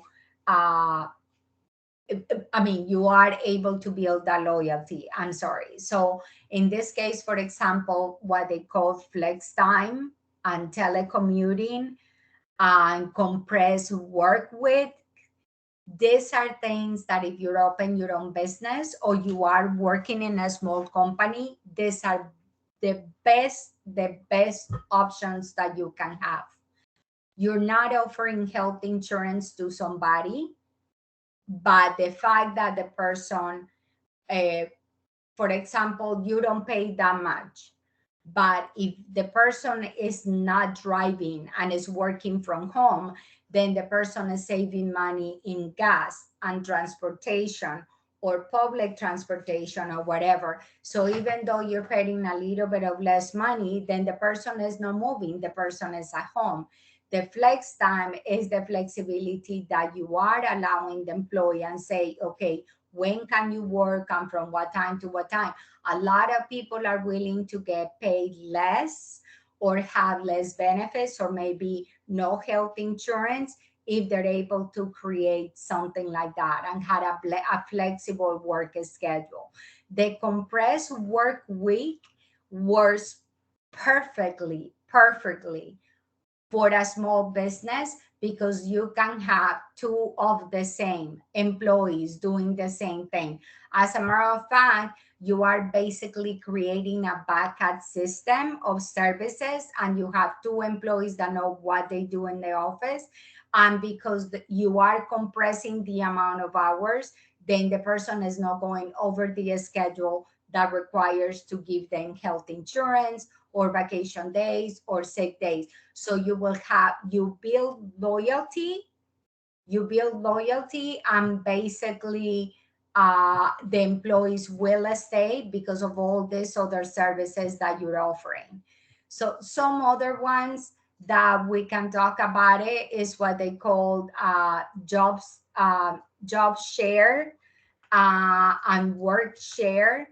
And those ones are basically that you share the position within two employees, and also at the same time they share all the duties, they share everything. So the person does half of the work, the other person does half of the work, but anyways at the end the work is done. So it's like when you split the duty in two, and you can tell the person, okay, you do from here to here, and then I'll do from here to here, and the project still get done. And because you're only hiring the person to do certain amount of work, the person is not going over. So it is important, all of this that is important, especially if all of you work in a small company, work own your own company, but you don't have the budget to cover all these expenses, save a copy of this presentation, because this presentation will help you to set up benefits for your employees that basically would be for free. And actually, in the long run, you will make more money. Like, for example, you want to set up a work schedule from 8:30 to 5. That's the average work schedule that everybody. But then you turn around and you say, why everybody works from 8:30 to 5? To be honest with you, I don't even get it. I don't understand why they set up on a schedule, because you're limiting yourself of not helping customers outside of that schedule. So if you have an employee that tells you, I can work from 10 to 7, in the long run is better for you, because that means that your business is going to be open for additional hours. You're going to have somebody answering the phone, you're going to have somebody offering services to the clients, and you, in the long run, you probably even make more money. So those are things that are important to consider, because um, you can just offer a lot of benefits in the long run without investing a lot of money upfront. This is the last part of this presentation, and I really want to thank you for staying for the whole thing. It's actually better that we were able to cover it in just 1 week instead of splitting it in two. But this is more just for managers. This is a summary that I put together, which it is important for us for the employment engagement. And what we're talking is engagement about the benefits. If we get to know the employees, we will be able to know what benefits to provide, what tools we need to give them to succeed. There are employees that sometimes don't ask for a lot, so it is more the path of listening to see what you can do. The advantage is, if you listen as well, you can tailor something that in the long run will allow you to grow, allow your employees to grow, and allow your company to grow. Like the example that I was telling you just now. If you have somebody that wants to work until 7, perfect. Then you're open for business longer. Who's not gonna like that? You're gonna make more money and you're gonna be available. And now you can advertise that you're open from 8 o'clock until 7 o'clock. And it doesn't mean that you're gonna have somebody working day 45 hours a week. You're just creating two different shifts of work. So the advantage is to be aware of how to support the employees to make sure that they're happy with those benefits, even though they're benefits that they're not financially benefits, they're not getting the money because you cannot afford it, but at least that they see that they recognize the value of the benefits that you're giving them to them. And also make sure that you support them in everything they do at work. So when they know that they're not getting health insurance, that you care. That if somebody says, hey, you don't offer sick dates, but if somebody tells you, hey, I need to go to the doctor, that you are flexible about that. So it's like they were talking about the pro quo. Pre pro quo is that it's not only for bad services and blackmailing the employees, but it's also at the same time, I am not paying you for vacation day, I'm not paying you for sick day, but you're a loyal employee, you're always here. Yes, take your time off, go to your doctor or take your kid to the doctor or whatever it is. So that's part of the pre-pro. If the employee is good to you, then if you're good to the employee, then the benefit is mutual. But that's the end of the presentation. Does anybody has any questions at all? Or anything that they want to add? I know we went a little bit longer and I appreciate it for you guys to stay.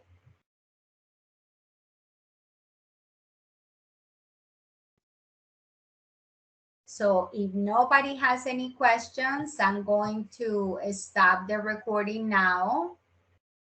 And as always, it will be available in a couple of minutes. I will put it in the Google folder. And if you have any questions during the week about pending assignments, this topic, or anything that is coming up, then please contact me via email or via WhatsApp.